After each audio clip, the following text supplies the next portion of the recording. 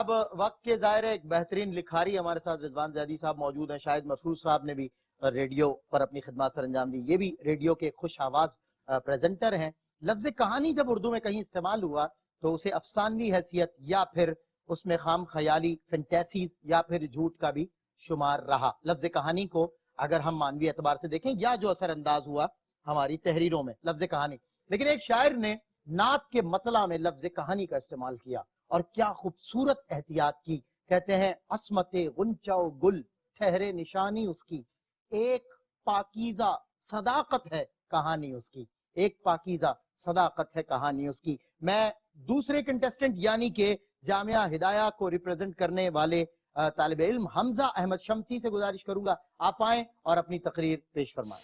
عرب کا تپتا صحرا ہے، انسان اپنی انسانیت کو بھلا کر حیوانیت پر اتر آیا ہے. بنت حوا کی عصمت کو تار تار کیا جاتا ہے. رب باری تعالیٰ کو چھوڑ کر لات و عزا کی پرستش کی جاتی ہے کہ سرور کائنات آقائے دو جہاں کی ولادت رب العالمین کی جانب سے رحمت للعالمین کو اس دنیا پر بنی نوع انسان کی ہدایت کے لیے مبعوث کیا جاتا ہے. اور قرآن کے اندر اس بات کی شہادت دی جاتی ہے وما ارسلناک الا رحمت للعالمین سے کہ تمام جہانوں کے لیے رحمت بنا کر بھیج دیا گیا. کون رحمت؟ وہ رحمت کہ جس نے ابو لہب کے تانوں کو اپنے سینے میں جذب کیا. وہ رحمت کہ جس نے طائف کی وادی میں لہو لہان ہونے کے بعد طائف کے لوگوں کے لیے دعا کری. وہ رحمت کہ احد کے میدان میں دندان مبارک شہید ہونے کے بعد یہ زبان مبارک سے کلمات ادا کیے کہ اے میرے اللہ یہ نہیں جانتے میرے بارے میں. وہ رحمت کہ اپنے چچا کے قاتل وحشی ابن حرب کو معاف کر دیا. وہ رحمت کہ اس دنیا سے پردہ فرماتے وقت امت کے بارے میں اپنے رب کے حضور سوال کرتے ہیں. وہ رحمت کہ جس نے ابو بکر کو صدیق بنایا.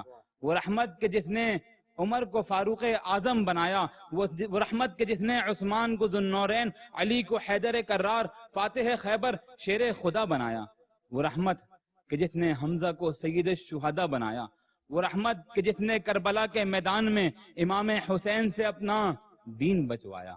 صدر ذی وقار، روز محشر ہے، سورج سوا نیزے پر ہے، زمین تانبے کی ہے. میرے رب کا غصہ اور ہیبت بنی نوع آدم کے لیے پریشانی کی سی کیفیت کرتی ہے کہ ہر انسان یا رب بنفسی نفسی کی صدائیں دیتا ہے کہ ایسے میں صدائے محمد آتی ہے. اور جب بنی نوع انسان اس صدا کی جانب دیکھتے ہیں تو یہ دیکھتے ہیں کہ محمد مصطفیٰ سید المرسلین امام الانبیاء خاتم النبیین اپنی جھولی اپنی رب کے بارگاہ میں پھیلائے بیٹھے ہیں اور یا ربی امتی امتی کی صدا دیتے ہیں. صدر علی وقار، ایک سوال کرتا ہوں میں کہ آج کی امت نے اس محمد کے ساتھ کیا کیا، اس نبی کے ساتھ کیا کرا؟ آج اس نبی کا نام ہم نے، اس نبی کی تعلیمات کو ہم نے پسے پشت ڈال دیا. اس نبی کی تعلیمات کو عمل کرنے والوں کو ہم دقیانوس سمجھتے ہیں. صدر علی وقار، اگر آج بھی ہم مسلمان یہ چاہتے ہیں کہ ہمیں عروج ملے تو ہمیں نبی پاک علیہ السلام کی تعلیمات پر عمل پیرا ہونا پڑے گا. جی یہ تھے حمزہ احمد شمسی، جامعہ ہدایہ سے ان کا تعلق ہے. انہوں نے اپنی تقریر پیش کی. شاہد مسرور صاحب، آپ نے انہیں کیسا پایا؟ اس قوم نے آپ صلی اللہ علیہ وسلم کے ساتھ کیا، ہم نے آپ صلی اللہ علیہ وسلم کے ساتھ کچھ بھی نہیں کیا. ورفعنا لک ذکرک، جس کے نام کو اللہ تعالیٰ بلند کر دے اس کا کوئی کچھ نہیں بگاڑ سکتا. ہم نے جو برا کیا وہ اپنے ساتھ کیا، اپنے ساتھ جو اچھا کیا وہ اپنے ساتھ کیا. بالکل صحیح. ٹھیک ہے، اس بات کو ہمیشہ کے لیے اپنے دل میں اپنے ذہن میں نقش کر لیجئے. ٹھیک ہے. پھر یہ کہ جب ہم تقریر کرتے ہیں تو ہمیں اتنا کانفیڈنس ہونا چاہیے. ہم لوگوں کے سامنے کھڑو کے تبلیغ کر رہے ہوتے ہیں، تبلیغ دین کی بھی ہوتی ہے اور تبلیغ جو ہے وہ سماجی معاملات کے حوالے سے بھی کوئی بھی اچھی بات بتانے کی.